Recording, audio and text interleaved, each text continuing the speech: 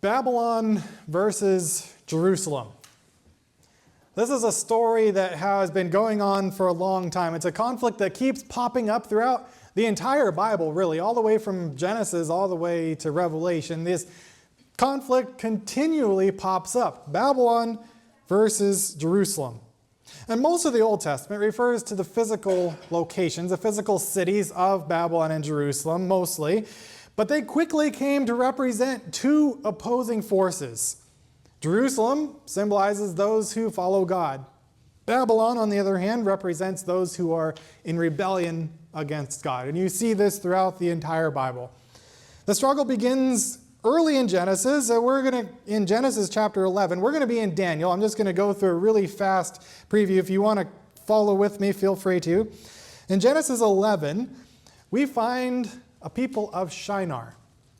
They are building a tower known as the Tower of Babel. They were wanting to make a name for themselves. This action showed a lack of trust in God's promise that there would never be another flood. They didn't trust him. They were rebelling against him, building this tower. And in verse 9, Genesis 11, verse 9, it says, "Therefore, it is called Babylon," this land where they built this tower, "for there the Lord confused the language of the whole earth, and from there the Lord scattered them throughout the earth." From its very beginning, people living in Babylon were in rebellion against God. Babylon repeatedly causes trouble for God's people throughout history, throughout the rest of the Bible, and yet God always had and he always preserves a faithful remnant that are in the midst, that are living in Babylon. I think it's no accident that in Genesis chapter 12 is where God calls Abram, later Abraham, out of the land of the Chaldeans, or Babylon, to go to Canaan, to the promised land. And God had special plans for Abraham and his descendants if they remained faithful to him. And it's interestingly enough, just a couple chapters later in Genesis chapter 14, we encounter a priest of God named Melchizedek. How many of you are familiar with the name Melchizedek? We don't know much about Melchizedek. We know very little about him except that he was a priest of God. And he was also the king of, do any of you remember what he was the king of? King of Salem. Salem eventually became known as the city of God's people. And Psalm 76, verse 1 and 2, it reinforces this connection. There's a bunch of places like this in the Bible. God is known in Judah, David writes. His name is great in Israel. His tent is in Salem, his dwelling place in Zion. Salem becomes the city of Jerusalem. Traditionally, but it's the same area where Jerusalem was. It's where God's temple was eventually built, and it's a place where God wanted to live with his people in a very special way, right in the midst of his people. Fast forward from Genesis all the way to the back of the Bible, almost the last couple of chapters in Revelation. And in Revelation, the Babylon and Jerusalem are no longer tied to specific locations. They're not tied to complete, exact cities or tight physical places, physical cities. They now largely represent two groups of people: those who follow God, still Jerusalem, and those who are in rebellion against God, Babylon. Revelation 18, in the beginning of Revelation 18, describes Babylon's fall. Babylon the Great is fallen, this great nation, because she made all nations drink of the wine of the wrath, and so on. It's a total, if you read through that, it's a total and complete destruction of sin and everything and everybody that is still in rebellion against God. A little bit later, in contrast, in Revelation 21, and I'm going through these really fast, I know, but in Revelation 21, it describes the new Jerusalem. Right after Babylon is fallen, after Babylon is completely gone, it describes in Revelation 21 the new Jerusalem, where in verse 3, where God's dwelling is with humanity and he will live with them. God will be in the new Jerusalem, in the new earth, the new heaven and earth that he makes. It says at the beginning of chapter 21, he's going to make it completely free of any effects of sin. The new Jerusalem, the city where God is dwelling among his people. Now that we've zoomed out to get a lot of this big picture, let's zoom into the book of Daniel, where we're going to be spending a lot of our time. This is our main focus here. At the very beginning of the book, we fall right into a fight between Babylon and Jerusalem. The beginning of this chapter, in verse 1, in the 3rd year of the reign of King Jehoiakim of Judah, King Nebuchadnezzar of Babylon came to Jerusalem and laid siege to it. The Lord handed King Jehoiakim of Judah over to him, along with some of the vessels from the house of God. Nebuchadnezzar carried them to the land of Babylon, to the house of his God, and put the vessels in the treasury of his God. This might strike us as harsh. When you first read this, the Lord handed his people over to Babylon, pagan Babylon, representative of, and from the origin of being in a place that's in rebellion against God. This might strike us as harsh, but in reality, you can turn to 2 Chronicles 36. In reality, it is a last resort attempt by God to try to get his people's attention. God is so patient with his people. He gave them countless opportunities to change their ways, to turn from their focus on the gods of the Canaanites, to turn back to the true God, where true happiness, true love, all of that is found. In 2 Chronicles 36, if you'll turn there with me to verse 15.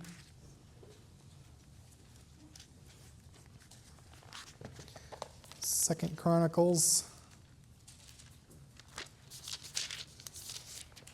gives a backstory here for what we're reading in Daniel. Kind of keep your finger in Daniel if we'll be coming back there. 2 Chronicles 36, verse 15.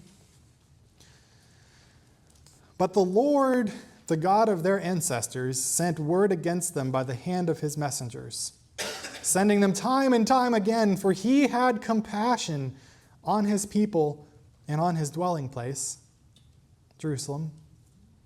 But they kept ridiculing God's messengers, despising his words, and scoffing at his prophets, until the Lord's wrath was so stirred up against his people that there was no remedy. He goes on to talk about how he allowed the king of the Chaldeans, Nebuchadnezzar, to come kill and slaughter and cause a lot of problems for Jerusalem, and taking the temple of God, God's house, to his own God's place. Despite countless warnings from the prophets, the people of Judah ignored God. They wouldn't listen to him. And as a result, they were handed over to Babylon. It was as an act, they were handed over to Babylon as an act of discipline, not as an act of abandonment. God had not abandoned them. God was not giving them over because he had abandoned them. He was giving them over to try to catch their attention, to try to bring them back to him. So now let's go back to Daniel chapter 1. We're going to continue reading through the story. In verse 3, the king ordered Ashpenaz, his chief eunuch, to bring some of the Israelites from the royal family, from the nobility, young men without any physical defect, good-looking, suitable for instruction in all wisdom, knowledgeable, perceptive, and capable of serving in the king's palace. He was to teach them the Chaldean language and literature. The king assigned them daily provisions from the royal food and from the wine that he drank. They were to be trained for 3 years, and at the end of that time they were to attend the king. Among them, from the Judaites, or from the Israelites, were Daniel, Hananiah, Mishael, and Azariah. The chief eunuch gave them names. He gave the name Belteshazzar to Daniel, Shadrach to Hananiah, Meshach to Mishael, and Abednego to Azariah. Nebuchadnezzar was trying to change their identity, who they were, make them no longer Israelite. He was trying to change their beliefs. He was trying to change their behavior so that they would no longer be followers of the Israelite God, but that they would be Babylonians following his God. If you just look through fairly quickly, verse 2, Nebuchadnezzar takes the vessels from God's house, puts it into the house of his God. my God's stronger than your God. You don't have, why do you believe in this God anymore? All of his stuff is in my God's house. Why do you want to follow him? Verse 4, you need to learn the Chaldean language. Learn their literature. Verse 5, you need to eat my wine and my food. Verse 6 and 7, you need to change your name from names that represent your relationship to God. But names meant a lot that day, in that day representing the character of the people that the parents wanted to be seen in the names in the children that they were naming these things. Daniel means God is my judge. To Belteshazzar, meaning Bel or Marduk, protect the king. Hananiah, the Lord is gracious. To Shadrach, under the command of Aku, a god. Mishael, who is like God. To Meshach, who is like Aku. Azariah, the Lord has helped. To Abednego, servant of Nebo. He was trying to change who they were at their very core into Babylonians worshiping and being obedient to Babylonian gods. When you're surrounded by a people and a culture that revolves around sinful things, it is so much easier to just go with the flow than it is to push back and resist whatever is going on around you. To stay faithful at all costs without alienating those that believe different from you, that's really hard to do. So much easier to just conform to what's around you. But these young men were different for some reason. Going into the next verse, despite these attempts to strip of their identity, Daniel and his friends made a decisive choice. They made a clear decision. Verse 8, Daniel determined that he would not defile himself with the king's food or with the wine he drank. So he asked permission from the chief eunuch not to defile himself. To determine is a strong decision. It's a decision, in this case, to not conform to the evils that were going on around him. He was making a settled decision. I cannot be changed from this choice that I am making. I will not be changed from this choice I am making. He didn't want to defile himself. Now, to defile is to pollute or to stain. That's the connotation of that word. They didn't want to risk any stain or pollution on their character. They made a settled choice to be faithful to God no matter the consequence. Now, this rich, unhealthy food was a problem for many reasons. It probably included the unclean meats that as an Israelite he wasn't able that he wasn't supposed to eat, that God had told him not to eat it. And it was probably also dedicated to Babylonian gods. This was not something that you could just eat it and be praying to God while you were eating it and everything would be okay. Everybody seeing you would be seeing it in a different light. They would be seeing it as a worship as an act of worship to the Babylonian gods. That was part of their culture. Daniel and his friends understood that compromise, even in small areas, will lead to compromise in really big areas. Now, a little side note here. I've heard a lot of Christians say something like, I don't care what people think about me. I'm going to be faithful to God at all costs. Now, right off, that sounds good, but the way that it's applied in practice, and this may be largely unintentional for most people that do this, but many people who say something like this that I've observed, they literally don't care what other people think. And to the extent that they say that they're Christians, but they're rude, confrontational, constantly condemning those around them, whether by their looks or the way that they talk.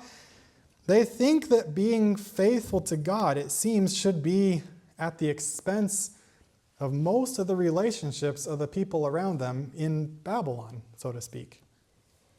The unfortunate result is that people in Babylon don't see anything attractive in the God of the Christians. Why should I check out Christianities if their people are just a bunch of jerks? Daniel was respectful. He didn't confront We have no record, and this comes from a verse in the next verse here. If he had been critical of or condemning the Babylonians in the beginning, their beliefs, their choices, this food is terrible for you. Why would you eat food dedicated to a pagan god? Why would you do that? This next statement probably would not have been in the Bible. We would have a very different story because they would not have had a good picture of who Daniel was. In verse 9, God had granted Daniel kindness and compassion from the chief eunuch. I'm sure he didn't understand everything that Daniel believed, but he respected Daniel from almost immediately as soon as he met him, it looks like, at least within the journey from Jerusalem. Daniel asked if he could be fed simple food and water. The guard was hesitant, but willing to try it out. Gave him a 10-day test, and after that 10 days, the four friends, Daniel and his friends, were noticeably healthier than the others. They were allowed to continue their diet of simple food for the rest of the time that they were in training under the king. God blessed Daniel and his friends tremendously because of this strong decision to be faithful at all costs without alienating the people around them. Verse 17, we skip all the way down to verse 17. God gave these 4 young men knowledge and understanding in every kind of literature and wisdom. Daniel also understood visions and dreams of every kind. At the end of the time that the king had said to present them, the chief eunuch presented them to Nebuchadnezzar. The king interviewed them, and among all of them, no one was found equal to Daniel, Hananiah, Mishael, and Azariah. So they began to attend the king. In every matter of wisdom and understanding the king consulted them about, he found them 10 times better than all the magicians and the mediums in his entire kingdom.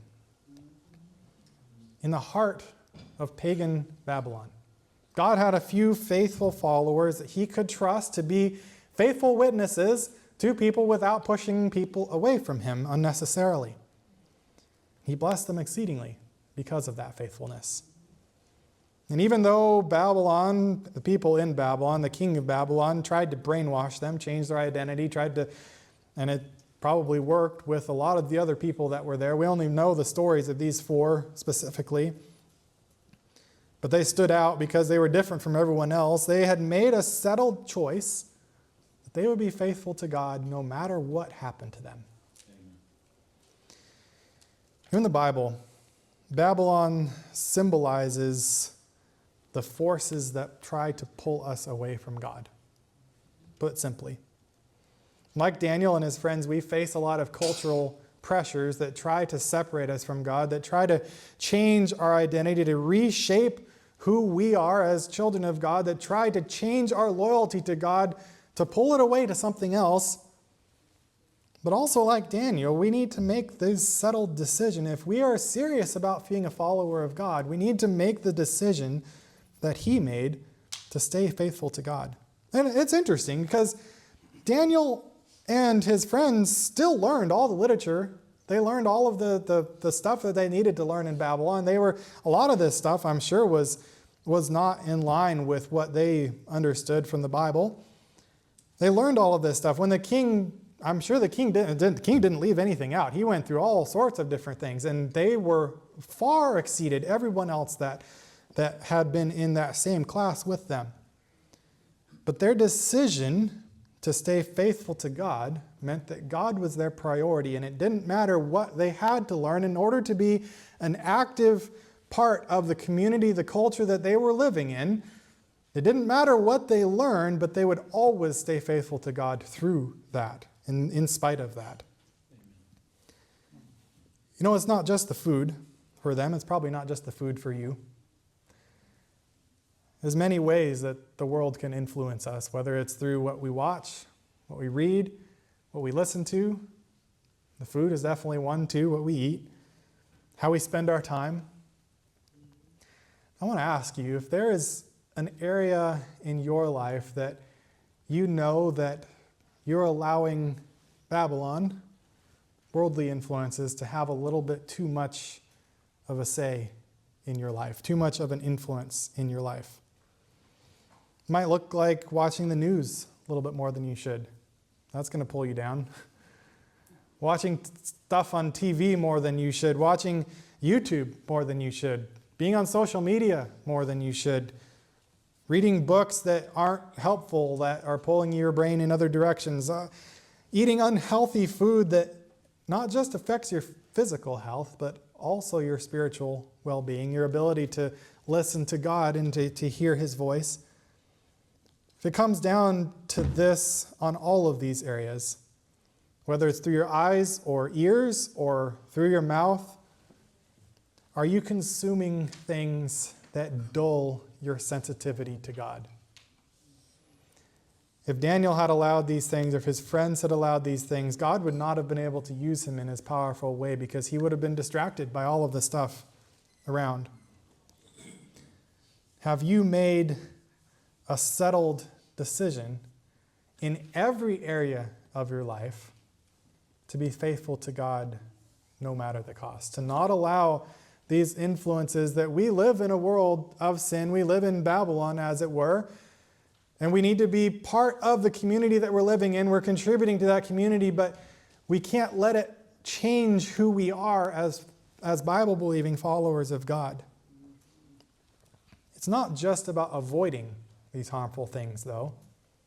Because if you avoid a harmful thing, and that's all you do, you just stop doing it, almost guaranteed there's another harmful thing that's going to fill its place. It's not going to naturally get filled with a good thing.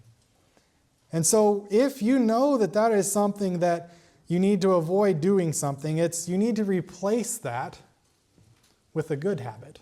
Replace it with something better. For example, instead of spending an hour watching the news, maybe watch it for only 10 minutes and then spend the rest of that time studying the Bible and praying for your neighbors. Daniel knew that if he did not make God the priority, God would eventually cease to be important to his life. He would have become a Babylonian in every sense of the word. I want to ask you, if you have an area of your life that you maybe haven't made that settled decision, you realize that there is something that would be time better spent elsewhere. You think through your life, things that are distracting you from God. And I want to make a specific appeal. Whatever this is that God impresses on your heart that you need to spend less time doing, or that you need to cut out of your life entirely, or a diet that you need to change so that God can speak to you more readily, whatever it may be, or your physical health can be better. Whatever that area is, and each of you may have something different, whatever that is, I would like to make an appeal that for the next 2 weeks, you commit before God for 2 weeks and find somebody that you can be accountable to for 2 weeks to stop doing whatever that is. For example, if you spend too much time on YouTube, replace that time with time praying or studying the Bible or listening to something that is beneficial to your walk with God. We're going to spend some time praying right now. I would invite you to bow your heads where you are. It's going to be a time of quietness. This is just between you and God, of seeking His guidance. What is it in my life that you need more time, not more time, but that you need me to surrender so that I can work in your life in the same way that I was able to work in Daniel's life and his friends?